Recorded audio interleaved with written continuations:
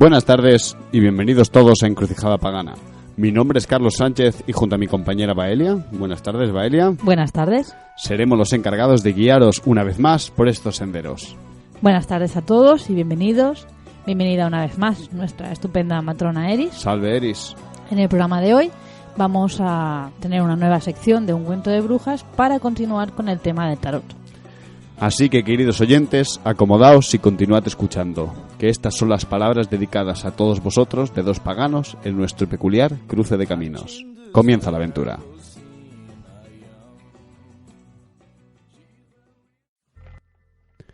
Hoy vuelve la sección de un cuento de brujas y con ella vuelve la segunda parte del programa que ya iniciamos sobre el tarot.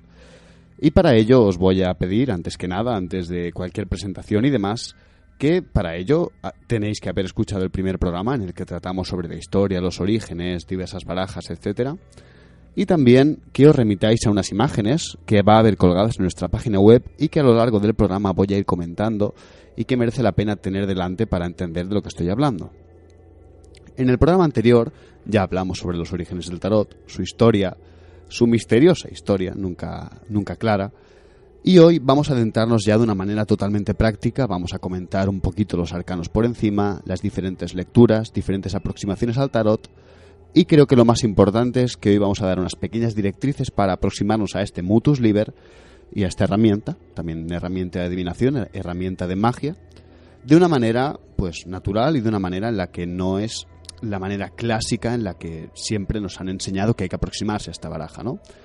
Así que, queridos oyentes, como no, untaos con fuerza, que empieza la aquelarre. Como ya dijimos en el programa anterior, el tarot no es solo una baraja de cartas, aunque sea una baraja de cartas.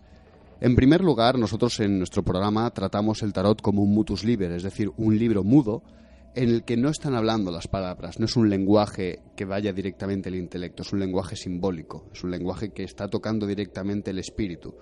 Y también el tarot es algo más que un mutus liber. El tarot también es una herramienta. El tarot ha sido utilizado como herramienta de adivinación, pero también como herramienta de magia y de conocimiento personal. Hay que hacer un recordatorio muy importante a todos aquellos que se estén aproximando al tarot y estén escuchando este programa, y es que lo más importante que yo quiero hacerles o hacerles entender es que hay que huir, hay que apartarse un poco de los libros, las correspondencias y un poco todo ese bagaje cultural que hay detrás del tarot, que ya está muy manido y creo que ya está sobrecargado. ¿Por qué digo esto? En primer lugar, el tarot habla por sí mismo. No necesitamos a nadie que interprete el tarot por nosotros. Y luego entenderéis por qué.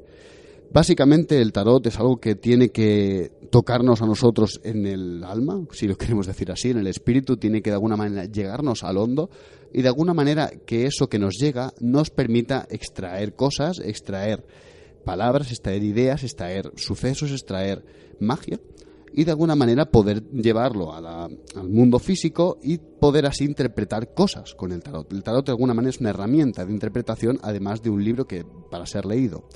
Por lo que cualquier correspondencia, cualquier cosa que os pueda decir un libro, aunque sea de una persona que sepa mucho, va a estar siempre pasado por un filtro, por una educación y por una serie de ideas que no siempre van a estar de acuerdo con las vuestras.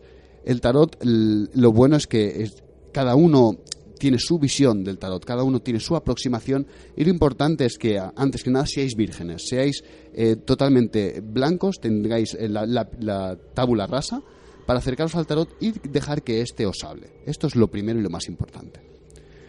También hay que decir que, ya como comentamos en el programa anterior, no todos los tarots sirven. Los tarots que hoy vamos a comentar aquí, vais a ver que en primer lugar una cosa en la que hicimos hincapié el programa anterior sobre el tarot era que los tarots tienen una coherencia interna. Hay un diálogo no solo entre el tarot y el lector, sino también entre las propias cartas del tarot, como vamos a comprobar. Por lo tanto, el tarot no solo tiene que tener esa coherencia interna en que las cartas hablan con el lector y entre sí, sino también tienen que tener, de alguna manera u otra, el simbolismo que de alguna manera hace el tarot un tarot. Es decir, un tarot se ha quedado siempre con los 21 triunfos o arcanos mayores y el loco, Pero estos triunfos, a pesar de que ha habido diversas modificaciones a lo largo de la historia, ha habido barajas, por ejemplo, que en vez de el Papa han tenido el personaje de Baco, o han añadido cartas o las han quitado, estas barajas no han triunfado, no han proseguido, porque de alguna manera la tradición indica que deben ser 21 cartas y el loco. Lo que también esto me hace añadir un pequeño apunte. Hoy no hablaré de arcanos menores en absoluto, sino voy a centrarme solo en los mayores.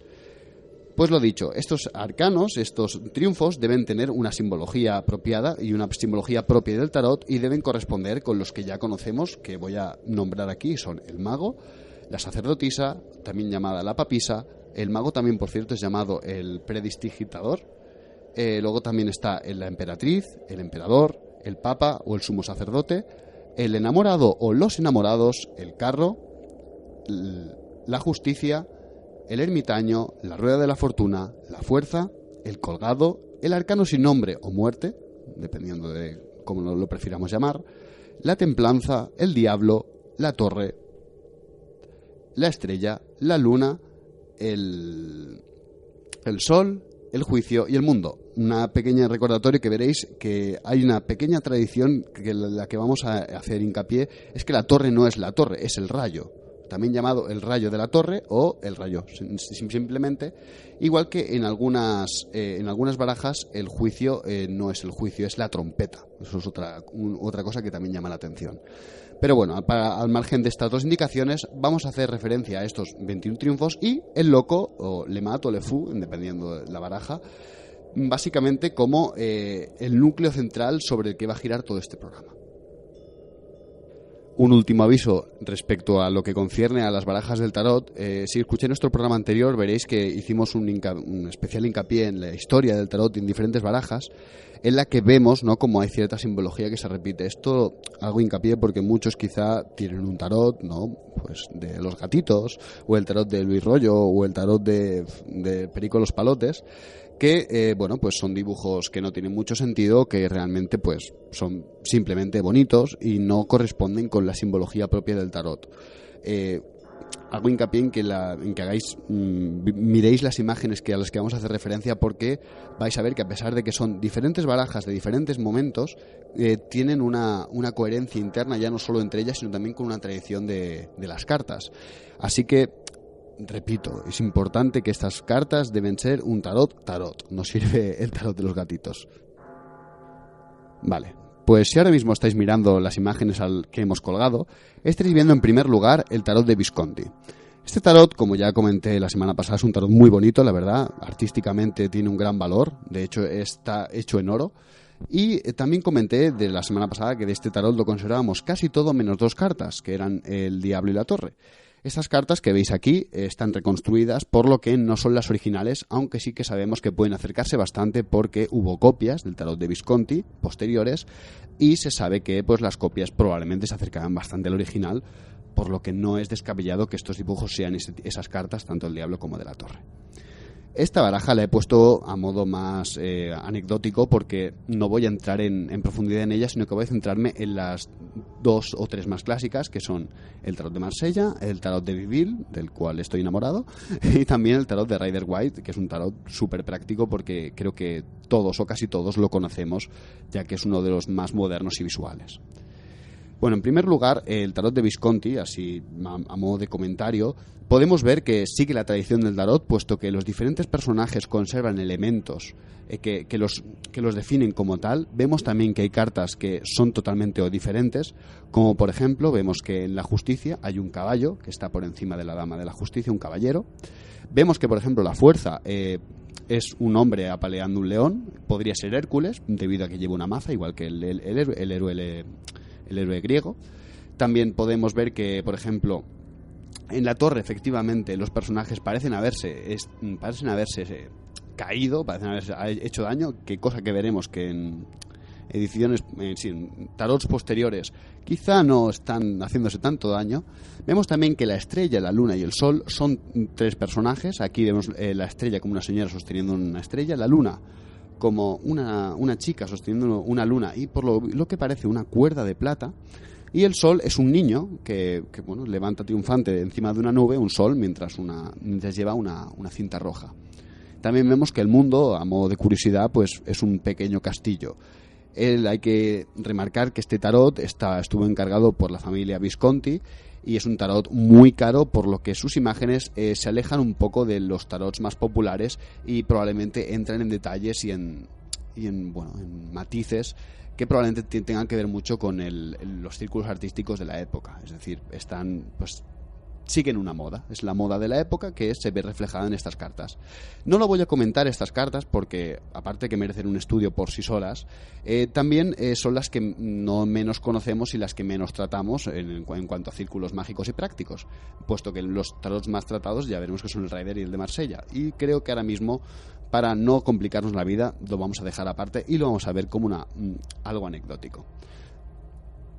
Este programa pretende ser principalmente práctico y vamos a aproximarnos al tarot mediante diversos ejercicios y diversas observaciones, al igual que luego haré un comentario carta por carta. En primer lugar, quiero que consideréis el orden en el que están puestas las cartas del tarot de las imágenes que os hemos pasado, porque no es un orden al azar. De hecho, el orden debéis mirarlo como si el loco no estuviera. Pensad que el loco es una carta aparte de la que luego hablaré. El loco no está aquí, el loco ahora no centrémonos en ellos. Y centrémonos en el resto de 21 arcanos, que están ordenados en 3 filas de 7 cartas cada una. Estas filas, ¿vale?, están hechas así para una observación directa de todo el mazo del tarot y sus diálogos internos divididos en 3 clases.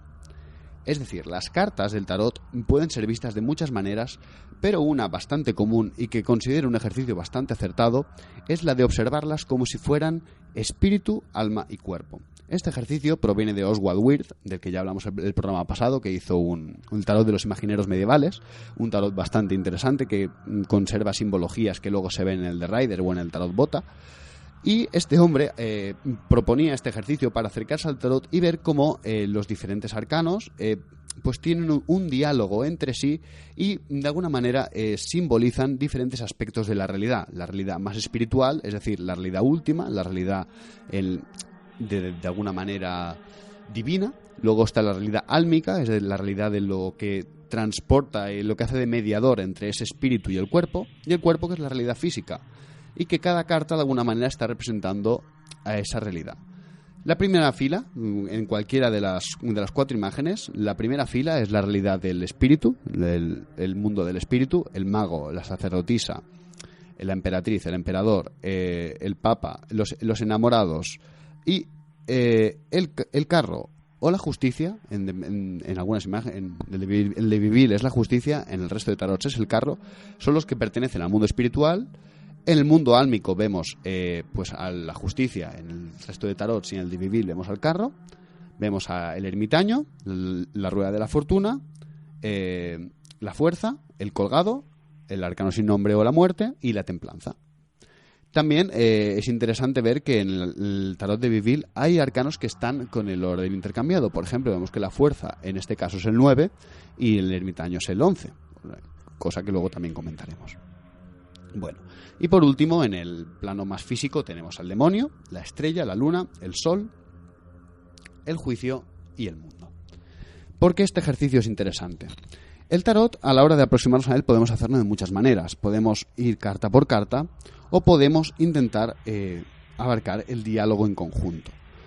Yo, personalmente, mi práctica me ha dicho que el acercarse carta por carta tiene una ventaja y un inconveniente muy grande. La ventaja más grande es que puedes intimar, puedes de alguna manera aproximarte a una forma de pensamiento, vibración, idea, arquetipo o como lo queráis llamar, incluso espíritu, que posee la carta, pero estáis perdiendo muchos matices que solo se obtienen cuando se ven en interacción con los demás. Es decir, considero que la mejor manera de tener una carta y poder leerla es siempre teniendo las demás alrededor, nunca sola. O sea, tenemos mucho la manía, ¿no?, de centrarnos carta por carta, aprender. Yo me quiero aprender el mago, me quiero aprender la sacerdotisa, me quiero aprender esto. Pero no puedes aprender del tarot si no tienes en cuenta que hay un diálogo que siempre se está formando. Es más, cuando tiréis cartas, es raro tirar una carta sola. Siempre la vais a tirar en diálogo con las demás. Por lo que si ya aprendéis desde el inicio a ver esas cartas dialogando entre sí, de alguna manera este ejercicio de imaginativo va a ser mucho más poderoso y va a ser mucho más sencillo. Es como de alguna manera empezar a entrenarse haciendo 10 kilómetros en vez de 5. Sí, es más difícil, puede ser un poco más complicado, pero a la larga vais a ser mucho más fuertes y más resistentes que alguien que solo empieza con 5 cada día en vez de 10, aunque al principio os cueste más. Os animo a que si tenéis una baraja en casa, la cojáis y la pongáis en este orden y veáis qué correspondencias hay entre vuestra baraja y las imágenes. Es decir, veréis que vuestra baraja, si es de Rider, por ejemplo, la fuerza y la justicia cambian de orden. También veréis que si es un Marsella clásico, pues las cartas tienen una disposición diferente al Rider. Veréis también que de alguna manera esas imágenes despertarán cosas en vosotros, os dirán que quizá los personajes parecen que están dialogando, o parece que se están dando la espalda, parece que se odian, parece que se quieren. Esto tiene mucho que ver. Básicamente, este orden, que ya te digo que proviene de un ejercicio de Oswald Wirth, merece la pena hacerlo porque a la hora de observar las cartas vemos que cómo éstas efectivamente interaccionan y podemos ver lo que vamos a hablar de hoy, lo que vamos a centrarnos, es en las diferentes lecturas, las diferentes vías de conocimiento que el tarot puede proponernos. Vamos a empezar nuestros recorridos por estas vías de conocimiento, primero haciendo referencia al tarot más famoso y más extendido a lo largo de la historia y del mundo, que es el tarot de Marsella. Nosotros, particularmente, hemos escogido el tarot de Pierre Madin, de 1709, de Dijon, no sé cómo se pronuncia. Ya hemos dicho que en este programa la pronunciación no es lo nuestro, pero básicamente es un tarot clásico de Marsella con un dibujo muy bonito. De hecho, es de los tarots con el dibujo más fino y con los colores mejor conservados. Y también es uno de los tarots de Marsella que tiene particularidades que iremos comentando. El primer tarot por el que comenzaremos es el de Marsella. El tarot que nosotros hemos escogido es el tarot de Pierre Madin de 1709, un tarot con un trazo muy fino y un dibujo muy bonito, la verdad. También es de los tarots históricos que conservan mejor el color. Y vamos a empezar con este, y siempre teniendo en cuenta que lo que yo voy a ofrecer es un ejemplo, y eso creo que quede claro, es un ejemplo de lectura de lo que se puede sacar del tarot. Yo no voy a hacer referencia ni a autores famosos, ni a libros. Sí que comentaré algunas teorías que conozco y algunas cosas, pero quiero que sepáis que lo que yo voy a hablar de aquí es algo que sale totalmente de mi cosecha propia y que es lo que yo creo que es una vía de conocimiento que ofrece diferentes tarots, todos ellos históricos, un matiz importante. En primer lugar, el tarot de Marsella es el tarot al que todos estamos acostumbrados, no hay ninguna imagen que nos resulte extraña. De hecho, aquí, como mucho, si os fijáis mucho, lo más raro que encontraréis es que al colgado se le ve el pene. De hecho, es la única característica que tiene este tarot, que es así como más llamativa. Pero en el resto, la verdad, no tiene grandes diferencias. Y este tarot, el tarot de Marsella, para empezar, hay que observar en esta disposición de 3 filas de 7 cartas cómo dialogan entre ellas, y vamos a ir de una manera general a lo particular. Si miramos de una manera general esta baraja, vemos que en el centro, es decir, la carta número 11, la carta que se sitúa en medio de las filas de 3 y en medio de las filas de 7, justo en medio, es la fuerza. Para empezar, este hecho característico ha dado ríos y ríos de tinta de por qué luego más adelante se cambia la fuerza por la justicia, y creo que es muy interesante partir de la idea de que este tarot es un tarot conquistativo. Es decir, el tarot de Marsella, por su orden y por su forma de presentar los arcanos, es un tarot que busca el triunfo, busca la realización. Probablemente estamos hablando de un tarot que ofrece una vía de conocimiento en la que, a partir de un proceso alquímico, en lo que yo creo que existe, luego hablaré por qué de ello, básicamente hay una transformación y una conquista. Empecemos. El tarot de Marsella se caracteriza porque, para empezar, el mago y el loco están en un diálogo, ¿de acuerdo? Si os fijáis en el loco, ¿vale?, que ya comentaremos de él más adelante, está mirando al mago. Eso ya es un indicativo muy importante. Aunque el loco es una carta que puede o no estar en la baraja, yo creo que no está, es una carta totalmente aparte, es un indicativo de que el loco esté mirando a la derecha y no a la izquierda. ¿De acuerdo? Porque vemos que aquí los 7 principios espirituales, de los que ya hablamos en el ejercicio de Oswald Wirth al principio, es decir, las 7 cartas de arriba, son los diferentes personajes, es decir, los 5 personajes del tarot más conocidos, que son el mago, la sacerdotisa, la emperatriz, el emperador y el papa, luego el enamorado o los enamorados y el carro. Vemos aquí, para empezar, que los principios espirituales que ofrece están basados en la acción, ¿vale? Sobre todo por el tema de que es el carro el número 7 y no, como en otros tarots, la justicia, que es el 8. Es decir, vemos que aquí que el espíritu es un elemento dinámico y podemos ver el dinamismo, por ejemplo, en la carta del Mao, que es una carta totalmente dinámica, en la carta del emperador y en la carta del propio Papa, y también vemos que predomina lo dinámico porque en vez de una carta pasiva como podría ser la justicia, que yo considero que es pasiva, creo que tiene una parte muy... La justicia está sentada, no se mueve como el carro, vemos que está el carro. Para empezar, esto nos indica que estamos ante un tarot que el primer acceso, las primeras 7 puertas, los primeros 7 arcanos o cartas, son cartas que te están preparando de alguna manera para la acción. Porque lo siguiente que viene es la asimilación de unos conceptos que son más abstractos, es decir, que son el alma. El espíritu se transmite al cuerpo mediante los siguientes 7 conceptos que veremos aquí que tienen una idea diferente a otros tarots y que es muy particular en Marsella, y yo creo que es por eso el que más ha triunfado, porque de alguna manera es el más ligado a nuestra cultura.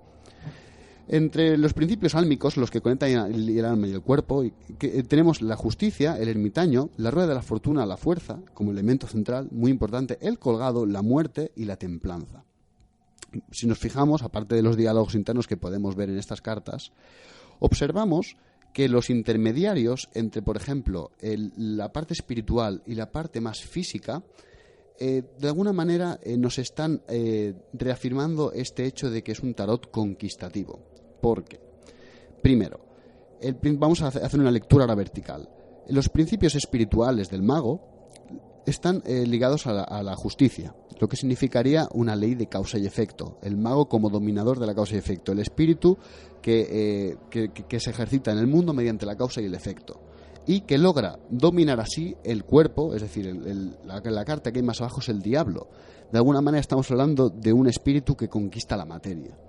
Luego, la parte de la sacerdotisa, que desde mi punto de vista también tiene que ver los secretos, el conocimiento oculto, pero también la intimidad. La intimidad que aquí está acompañada del ermitaño, es decir, la soledad, la luz que tienes que encontrar por ti mismo, esa conexión que de alguna manera solo puedes hacer en ese aislamiento.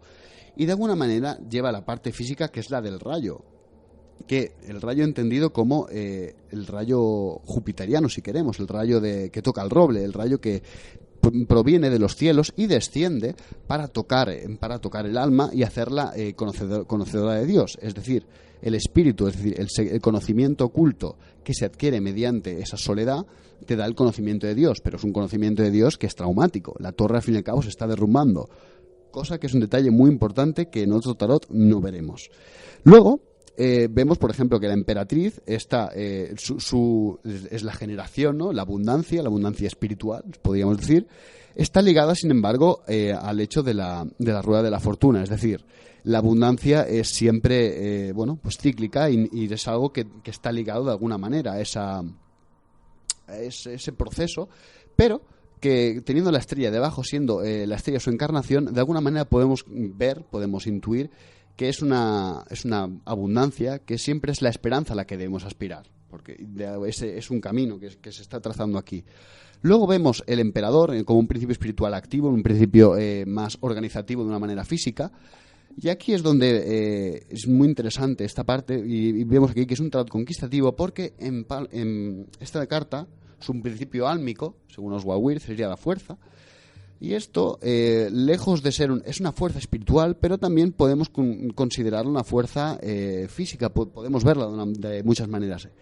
La señora, que está de la fuerza, puede que esté abriendo o cerrando las fauces del león, no lo sabemos, quizá lo está acariciando amablemente o quizá no, el león no parece muy rebotado, pero sí que es cierto que hay algo que está, hay un esfuerzo. Y la carta que hay debajo es muy interesante, una carta de la que hoy van a correr también ríos de palabras, porque tinta aquí no tenemos mucha, es la luna. Y esta luna es muy interesante porque es una luna en la que salen 2 perros y lo que parece un cangrejo que sale de un río. Es una luna oscura, es una luna que no enseña el rostro entero. De tarots de Marsella, por cierto, hay 2 tipos, que es una clasificación que hizo un señor, no recuerdo su nombre, pero es muy válida porque vemos el tarot de tipo 1 de Marsella, que es un tarot más antiguo, en el que, por ejemplo, la luna está mirando de frente, en el que el cupido de los enamorados tiene los ojos vendados, en el que el diablo, por ejemplo, tiene una cara en su estómago, que parece que corresponder a un tipo de imaginería más antigua que el tarot de tipo 2, que es el que, por ejemplo, tenemos aquí delante. Es un tarot en el que el diablo no tiene una cara en su barriga, en el que el cupido de los enamorados tiene los ojos desvendados, en el que, por ejemplo, la luna mira de lado, y esto es muy indicativo, puesto que la luna aquí no se presenta como una totalidad en sí misma, sino como una fuerza complementaria, algo que solo es la mitad, porque la que está mirando de frente aquí es el Sol. Es el único astro en esta baraja que tiene su mirada de frente y tiene la cara completa. También un comentario que me ha hecho Baelia antes y muy interesante es que, como podemos ver, la luna siempre ha simbolizado, más o menos es una interpretación bastante aceptada, de que son las fuerzas inconscientes, las fuerzas ocultas, las fuerzas de la noche, y de alguna manera es muy interesante que sea el emperador aquí que esté dominando mediante el alma, ¿no? Este conductor entre estos dos mundos, espiritual y físico, a la luna. De alguna manera está sometiendo esa parte más inconsciente, es una parte en la que se está reprimiendo, como mínimo se está ordenando a que se contenga. Bueno, esto tiene mucho que ver sin duda con esa vía más occidental en el que no se busca la unión con Dios de una manera mística, sino también se puede buscar de una manera más esotérica, es decir, mediante el perfeccionamiento del ego y de alguna manera así la asimilación divina. Luego seguimos, ¿no? Y vemos cómo, por ejemplo, en el camino más espiritual, es decir, el camino del Papa, el intermediario sería el colgado, es decir, el sacrificio, la manera en la que llegar a la gloria, es decir, el sol, ese éxito, ese triunfo. Una gloria, por cierto, que en este tarot viene simbolizada por un colgado que mira hacia abajo. Ya veremos, porque luego hay un tarot en el que el colgado está hacia arriba. O sea, de alguna manera la gloria espiritual viene a decir se consigue a base de un sacrificio. Hay otra lectura de estas posiciones en la cual el colgado sería el principio de inmovilidad. Él tiene las manos escondidas o atadas, no puede moverse. Y es un poco una idea pues bastante medieval también, la de dejar hacer a la divinidad, ¿no? Dejar que se cumpla la voluntad de lo que es más alto. Y por lo tanto también pues como un camino como para ascender al sol o a la gloria. Bueno, seguimos con los principios espirituales y para ya acabar de comentar la baraja, y vemos aquí que el enamorado o los enamorados tienen como principio espiritual la muerte. Esto es muy interesante porque es una lectura que se conserva en todas las barajas, la muerte como el principio que se transmite entre el juicio y los enamorados, ya que el juicio tiene que verse como la decisión que el enamorado toma de una manera espiritual y que de alguna manera tiene su reflejo en lo físico. Es decir, aquí los enamorados, en el tarot de Marsella, es un hombre que está decidiendo entre dos mujeres. Hay gente que ve Hércules, ¿no?, decidiendo, hay gente que ve un hombre entre la mujer virtuosa y la mujer pues no tan virtuosa, más voluptuosa, y sin embargo esta decisión es una decisión que está marcada por un personaje que justo está encima de la carta, que es el Cupido. Es un personaje totalmente mitológico y que nos hiere con su flecha y de alguna manera es el que es capaz de iniciar un cambio, el amor siempre entendido como un cambio espiritual,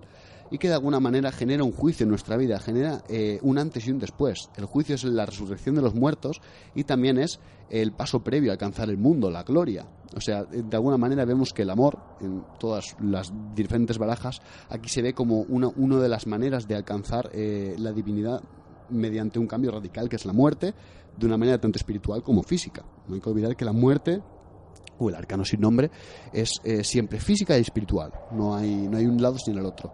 Por último, en esta baraja vemos el lado conquistativo, de alguna manera, porque en el espíritu vemos el carro presidido por este señor que toma las riendas de dos caballos, un carro que según algunas teorías no se mueve. Yo creo que eso lo dicen porque se ve la rueda así la vemos de cara, y yo creo que sencillamente no tiene por qué ser así. No hay que olvidar que son dibujos antiguos en los que, para representar que era un carro y no una cabina, supongo que tuvieron que poner la rueda de alguna manera, representar de que estaba ahí.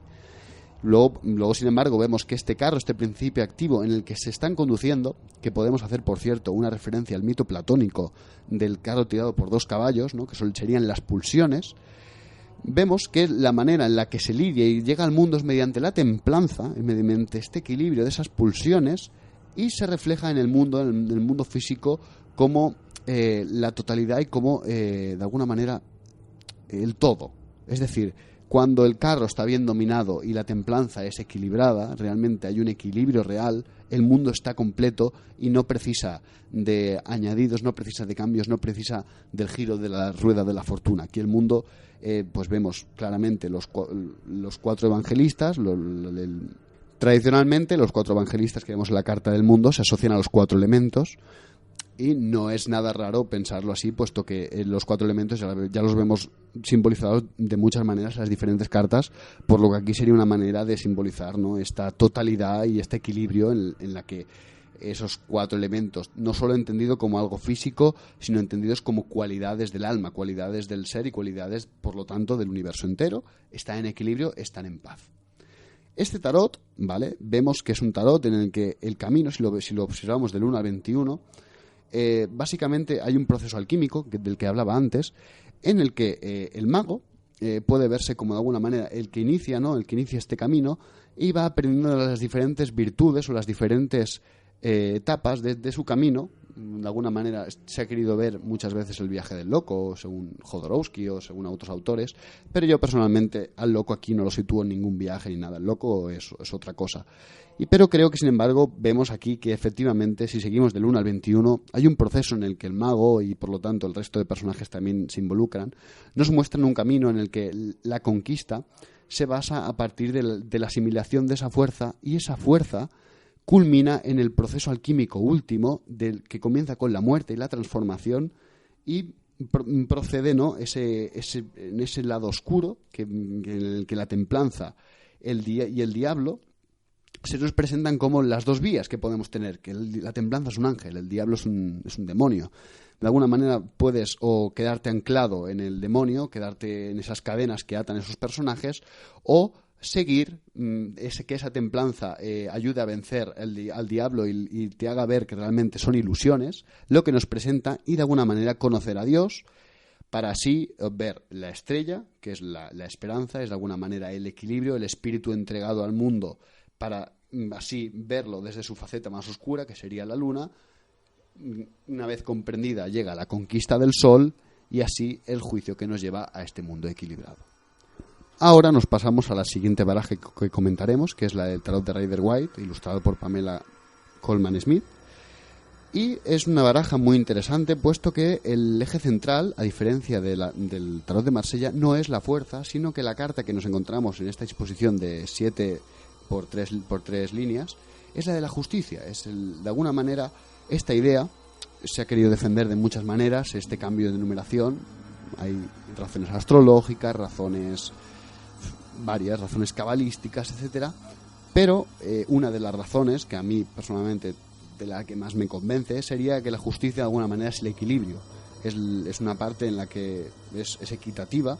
Por lo tanto, es que el hecho de que esté en medio tiene su sentido, porque de alguna manera está equilibrando las 2 fuerzas y de alguna manera las 2 partes del tarot. Por un lado, un primer ciclo en el que se nos presentan a los personajes, se nos presenta a todos los individuos de una manera más personificada, ¿no?, que existe en el tarot, y luego a partir de la justicia ya estaríamos entrando hay personajes como el colgado, pero el resto ya son conceptos más abstractos, más metafísicos. Este tarot parte de una idea muy parecida al de Marsella. De hecho, en teoría es como una representación más moderna y simbólica que contiene todo el conocimiento de la Golden Dawn, conocimiento de órdenes esotéricas, y también está preparado para un trabajo mágico. O sea, es un tarot que deliberadamente está hecho de una manera simbólica, no como el otro que podría disimularlo un poco. Para nada, los símbolos son muy evidentes.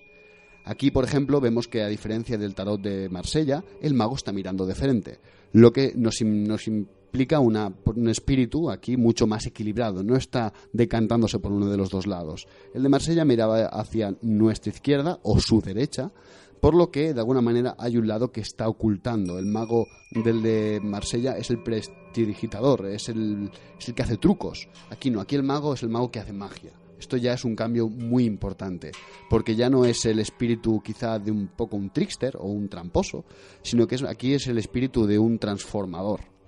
Aquí vemos que como hay un cambio de orden, no es la justicia lo que tiene debajo, sino que es la fuerza. Es decir, el mago mediante su fuerza es lo que acaba dominando al demonio, no mediante la justicia sale de causa y efecto. Aquí el mago busca imponerse, no busca equilibrarse quizás. Podemos interpretarlo así.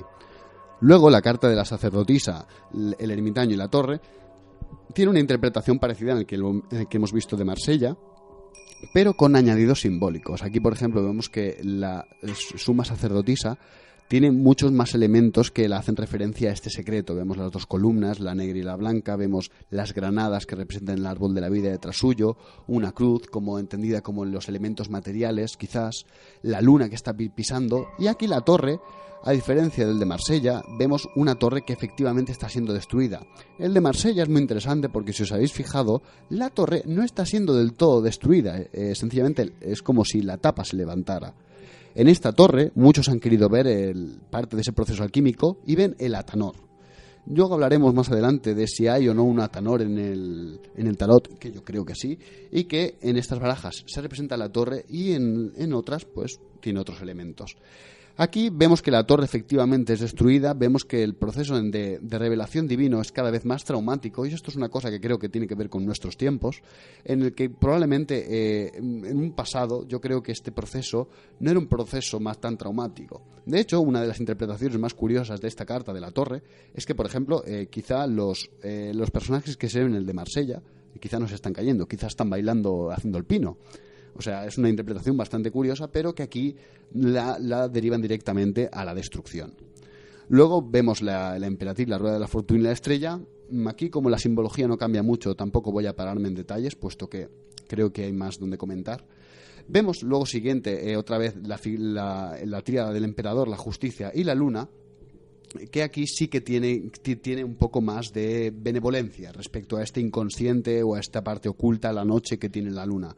Aquí no se busca de alguna manera imponerse a ella, no es la fuerza lo que está en el centro, sino que está la justicia. Hay que ser equitativos, hay que ser justos. Probablemente está hablando de un poco más de igualdad.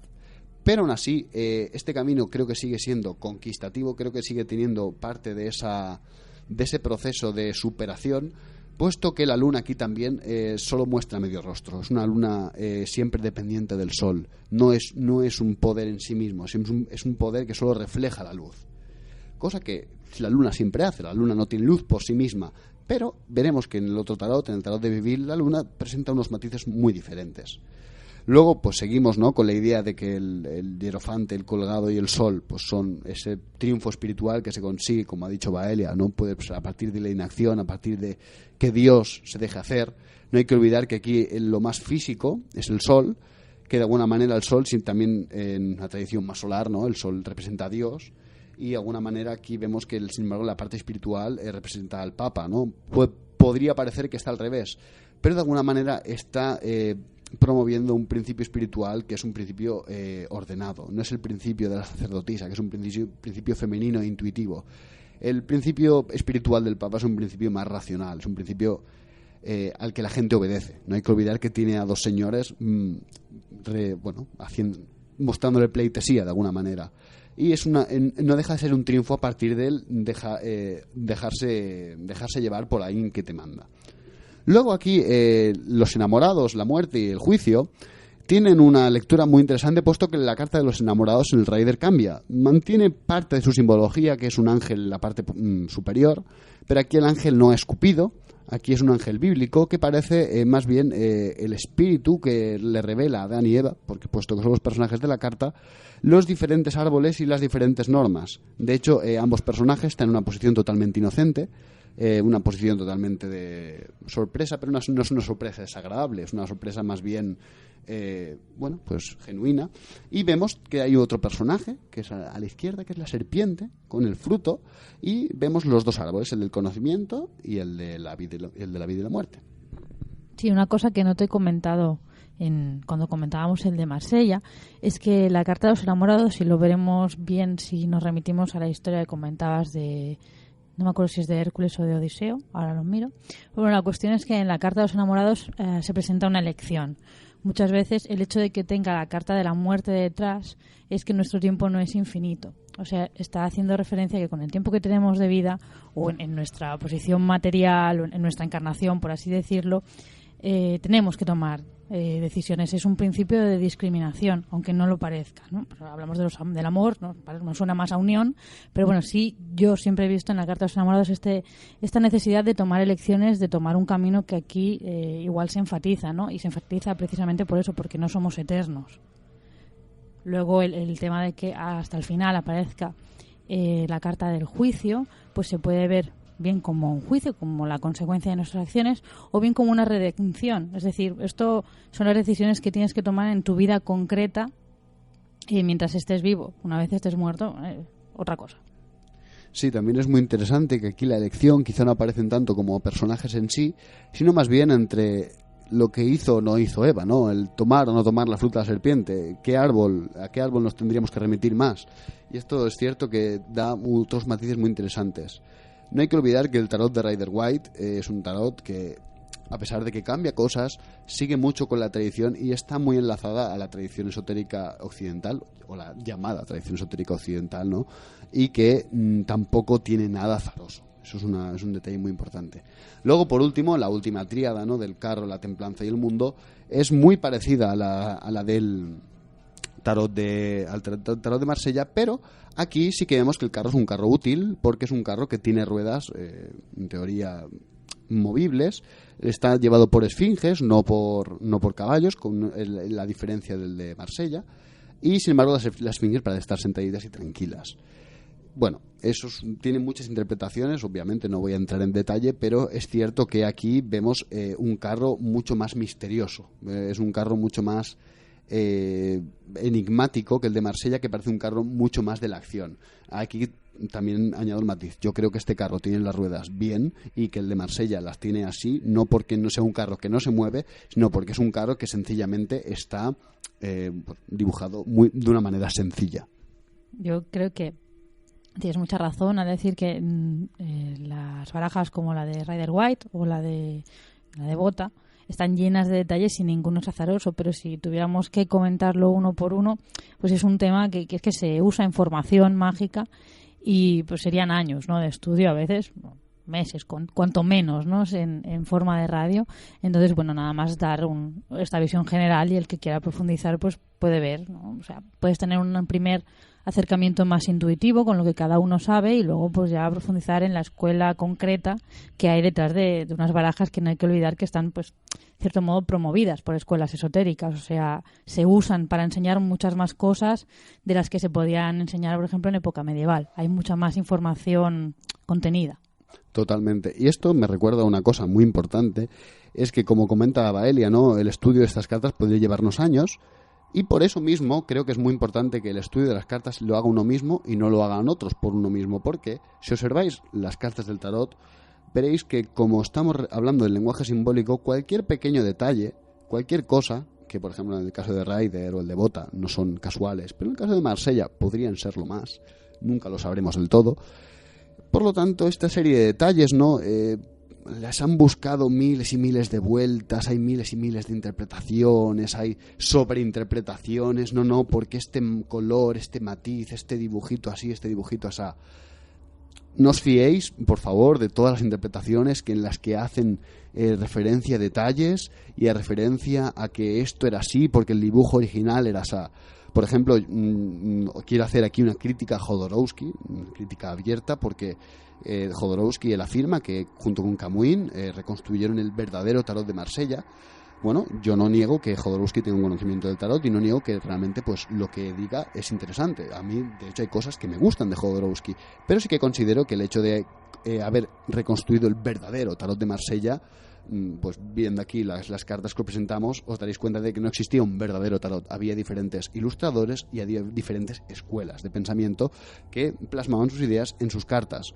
No podemos hablar de una única escuela, única y tradicional, puesto que, de hecho, el tarot más antiguo que conservamos no es de Marsella, es italiano. O sea, no tiene nada que ver. ¿A qué voy con esto? Autores como estos no hacen mucho hincapié en que hay pequeños detalles que significan esto o lo otro y que están puestos así, de esta manera, y que son secretos esotéricos o no, pero lo importante es que los detalles encontréis vuestro significado a cada uno. El hecho de que esto tenga esta forma y no esta otra, quizá es la yod judía, me invento, ¿no?, mirando la carta de la torre, o quizá no, quizás son las chispas del fuego, y para ti tiene un significado que es totalmente válido. No hay que olvidar que nadie ha escrito el libro definitivo del tarot, no existe. El libro definitivo del tarot es el propio tarot. De todos modos, supongo que se puede establecer una línea bastante clara en cuanto a los detalles, y es que en los tarots más antiguos pues hay muchos detalles que pueden venir por ejemplo, de los modelos, ¿no? Una cosa que se mira mucho en los modelos modernos de tarot es hacia dónde miran los personajes, pero esto, cuando estamos tratando con tarots de Marsella, puede darse algo tan azaroso como la manera de copiar los modelos, ¿no? Y de imprimirlos. Entonces, bueno, no hay una intención ahí. A lo mejor simplemente, bueno, pues lo copiamos así, nos hizo el efecto de este espejo, y no es significativo de cara a la construcción de ese tarot que la figura esté mirando hacia un lado o hacia otro. En cambio, los tarots modernos son tarots encargados, ¿no? Están hechos por escuelas de conocimiento que impregnan ahí o ponen cosas que a lo mejor el tarot original ni tenía. Pero bueno, las han encajado bien, las han pues incorporado y han enriquecido pues la base del tarot. Entonces podemos usar esas barajas tanto desde una parte más intuitiva, con las líneas generales que seguiríamos al usar un tarot antiguo, y además, pues adicionalmente, si nos interesa, podemos adentrarnos ya en las enseñanzas específicas de estas tradiciones. Efectivamente. Y empalmando con esto que dice Baelia, de que los tarots, efectivamente, debido a sus copias, puesto que muchas de copias se hacían sobre tablas de madera o planchados, sin querer cambiaban así la orientación de los personajes, nos remitimos a nuestro último tarot, un tarot de lectura interesantísima, que es el tarot de Viville, en el que vemos que muchos personajes, sino casi la gran mayoría, tienen órdenes cambiados o tienen detalles que realmente pues se nos escapan al tarot de Marsella común o al Rider. ¿Por qué digo esto? Creo que este tarot es muy interesante porque para empezar tiene algo que los demás no tienen, o no tiene algo que los demás tienen. Si os fijáis, ninguna carta lleva nombre. Esto sucede porque en la baraja original los nombres no están contenidos en las cartas en sí, en los triunfos mayores, sino que se conservan en una inscripción a forma de oración o algo parecido. No es muy esotérica, es bastante misteriosa, que se encuentra en el as de oros y el 2 de copas. Esta oración o sentencia dice algo así: Santo Padre, haz justicia a este viejo, loco y mago, enamorado de esta dama, porque es llamado al son de trompeta por todos, desde el Papa, la papisa, el emperador, la emperatriz y el sol. La luna, las estrellas y el rayo toman a fuerza a aquel que está colgado y encadenado al diablo. La primera parte de esta inscripción, desde Santo Padre hasta Sol, está contenida en el as de oros, mientras que la segunda parte, la que dice la luna, las estrellas y el rayo toman a fuerza a aquel que está colgado y encadenado al diablo, está en el 2 de copas. Sin duda alguna, esto ayuda a acrecentar ese posible y más que probable significado y contenido esotérico de esta baraja, que sin duda alguna el orden de las cartas no ayuda a pensar en menos. Para empezar, aparte de esta inscripción que ya de por sí es bastante misteriosa y de la que se han intentado buscar significados, pero no acabo de encontrar ninguno que realmente sea convincente, vemos que la baraja del tarot de Viville está literalmente al revés en muchos aspectos respecto a otra baraja. Para empezar, vamos a mirar la numeración. Y esto es súper importante porque aquí vemos que mediante este ejercicio de Oswald Wirth, en el que vemos las primeras 7 cartas como el espíritu, las siguientes 7 cartas como el alma o conductor entre espíritu y cuerpo, y las últimas 7 como la propia fisis, el cuerpo en sí, sin duda alguna cambia el principio. ¿Por qué? Para empezar, debido a que la numeración aquí es cambiada respecto al tarot de Marsella, por ejemplo, vemos que aquí la justicia es el 7, el carro es el 8, la fuerza el 9 y el ermitaño el 11. Sin duda alguna esto cambia ya toda la estructura interna del tarot. ¿Por qué? Porque aquí vemos que el eje central, la carta que se sitúa en medio en este ejercicio, no es la fuerza, es decir, no es un tarot conquistativo, no es tampoco la justicia, es decir, no es un tarot que busque el equilibrio, sino más bien este es un tarot en que su figura central es el ermitaño, por lo tanto parece algo más meditativo o solitario, o si incluso si queremos de alguna manera más mágico, en el sentido de el que se retira a observar, el que se retira a aprender, el que de alguna manera profundiza. Este tarot, si os dais cuenta, siguen si lo comparáis con el de Marsella, veis que los personajes están literalmente mirando hacia el otro lado. El loco, en lugar de ir hacia nuestra derecha, va hacia nuestra izquierda. El mago, en lugar de mirar a nuestra izquierda, mira a nuestra derecha. La sacerdotisa mira a nuestra derecha. La emperatriz y el emperador mantienen su orden, igual que el papa. Los enamorados tampoco parecen alterar mucho el orden, aunque sí que es cierto que aquí parecen todos hombres. Un dato curioso. La justicia, aquí no cambia mucho su parecer. Lo único que es cierto que la espada y la balanza las tiene cambiadas de mano. Aquí la balanza la sostiene con la derecha y la espada con la izquierda. En el carro vemos el mismo personaje, pero aquí no son caballos, sino son directamente esfinges, como ocurre en el tarot de Rider, por cierto. Aquí los que llevan el carro, que parece verse una rueda detrás del carro también, son efectivamente esfinges, y el personaje que está arriba tiene una cara en un hombro y podría ser femenino, podría ser una señora mayor, y esto es un dato interesante. Igual que en la fuerza, el personaje que sale siempre es representado como femenino, aunque en este tarot podría ser tranquilamente un hombre.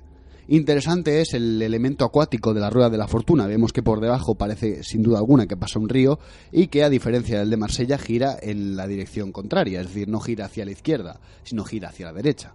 Aquí el ermitaño mira a la derecha, el colgado está orientado hacia arriba, no hacia abajo, la muerte mira hacia la izquierda, la templanza posee una inscripción, Sol Fama, que viene a significar algo así como el día anunciado o el día esperado, el día de la profecía, y sostiene una vara con alas en su mano izquierda y una jarra sobre la que vierte agua en su mano derecha. De alguna manera, si os fijáis, también es interesante cómo de alguna manera está hablando del Solvet Coagula. Bueno, de esto iremos más adelante. La carta del diablo es muy divertida porque sigue la antigua tradición del tarot de tipo 1, en la que tiene cara en la barriga, pero está mirando hacia la izquierda, es un diablo que está andando, no tiene a nadie encadenado, eso es una cosa muy interesante.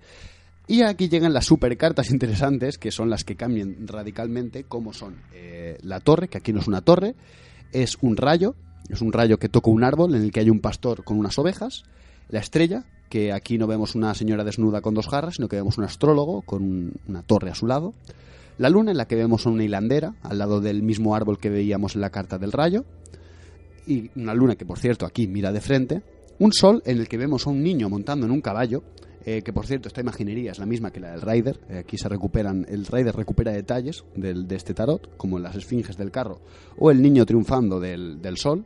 Y por último vemos el juicio y el mundo. El mundo, la única característica respecto al de Marsella tradicional es que no tiene una sola banda que le tapa, sino que tiene una capa entera y un bastón.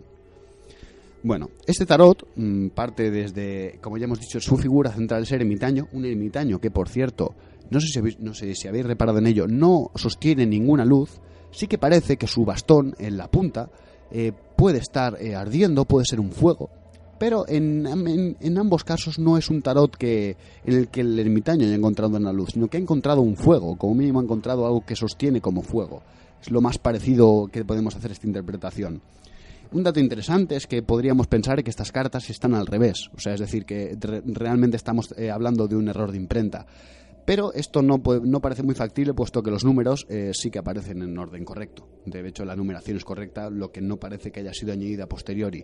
De hecho, como ahora vamos a comentar, esta tanto numeración como el orden, como el hecho de que las propias arcanos menores contengan una inscripción con los nombres, la orientación y toda la simbología que difiere del de Marsella, que ya en la época que existía, ya en 1650, Noblet, también en París, hizo el tarot de Marsella, a partir del cual surgirían el resto. No era de Marsella, era de Noblet, pero es el modelo a partir del cual los de Marsella se inspiraron y se popularizaron.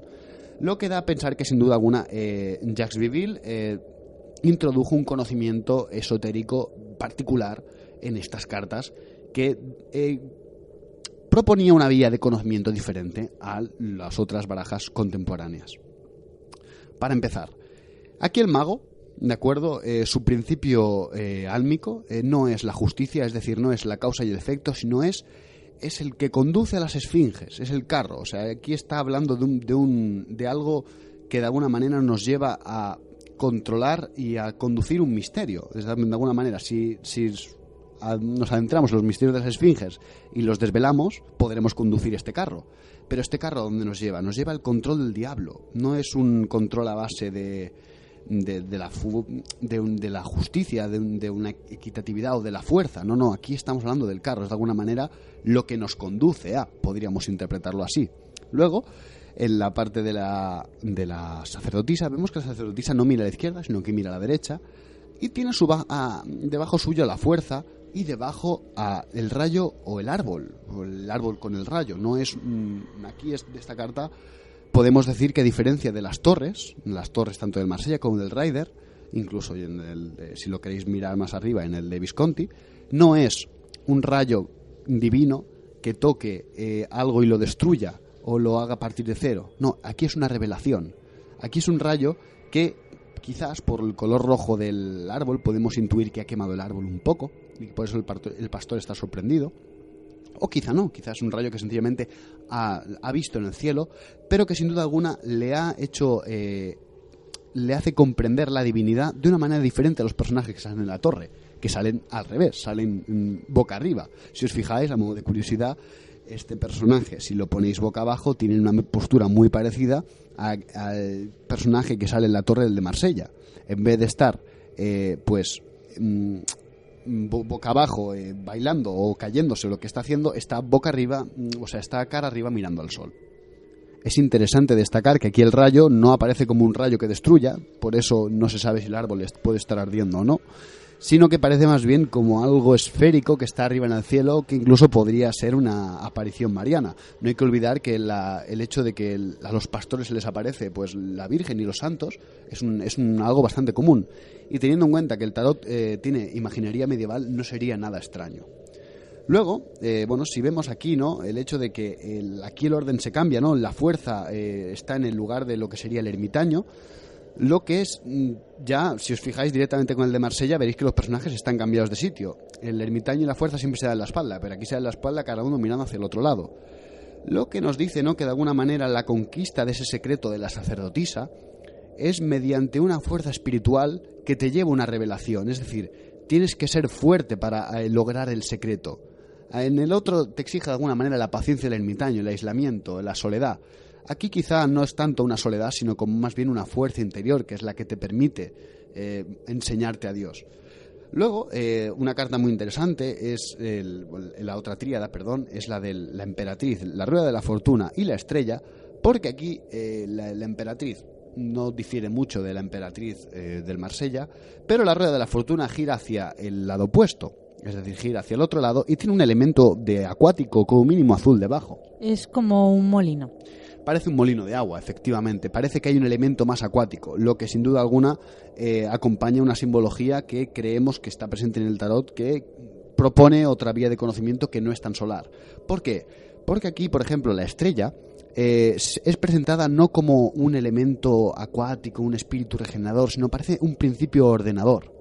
Es decir, aquí hay un astrólogo midiendo, tiene un reloj de arena en una mano y un compás en el otro. Es decir, está midiendo el tiempo y midiendo los sucesos del tiempo. Y también vemos a su derecha una torre con una estrella en lo que es la parte superior. Y esa torre es un edificio circular. Sin duda alguna recuerda un poco a la imaginería clásica del Atanor, el horno de los alquimistas. He estado mirando figuras de Atanor bastante tiempo y podéis incluso buscarlas en Google para daros cuenta de que efectivamente en la carta de Viville de la estrella posee lo que yo creo que es claramente una torre haciendo referencia a un Atanor.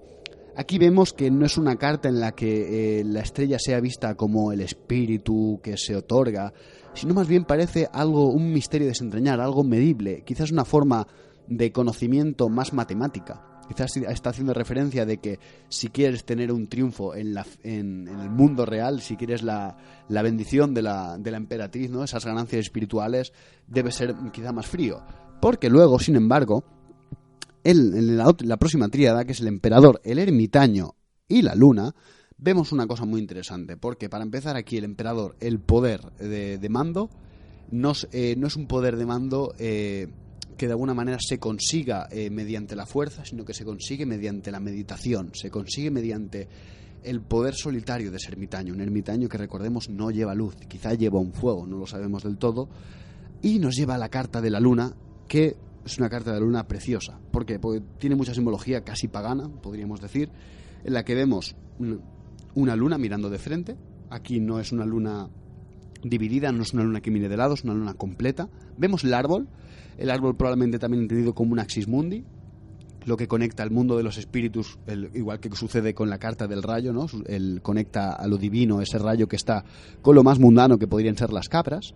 Y aquí vemos que hay una hilandera que está hilando un hilo que es del mismo color que, por cierto, las cabras que salen en el rayo, y lo está hilando a la luz de la luna. No hay que olvidar que hilar a la luz de la luna es una prohibición que en la Edad Media existía, puesto que se consideraba, por ejemplo en Rumanía, se consideraba que era una vía mediante los espíritus podían subir a la luna o bajar de ella. Por lo tanto era algo bastante negativo. Hilar a la luz de la luna era hacer un hilo espiritual, era materializar algo lunar. Aquí la hilandera lo está haciendo. De hecho, aquí no se aprecia el detalle, pero tiene un cuerno en uno de sus pies, otro símbolo lunar, otro símbolo también quizá de bebida, de ofrenda. No lo podemos afirmar. Pero sí que es cierto que aquí esta luna no es una luna en la que parezca que las fuerzas inconscientes están en pelea, ¿no? Como en el Rider, que vemos a un perro y a un lobo, y luego ese crustáceo ahí, que tiene todo un camino por recorrer. Si os fijáis en la carta de la luna del Rider, el cangrejo tiene toda una vía, todo un camino que recorrer, hasta pasar en medio de las dos torres. Aquí no hay ningún camino que recorrer. No hay un perro ni un lobo aullando a la luna. Aquí todo lo contrario, vemos una hilandera paciente, expectante, de hecho probablemente amiga de la luna. Aquí no hay una oposición a la luna, hay una amistad con ella.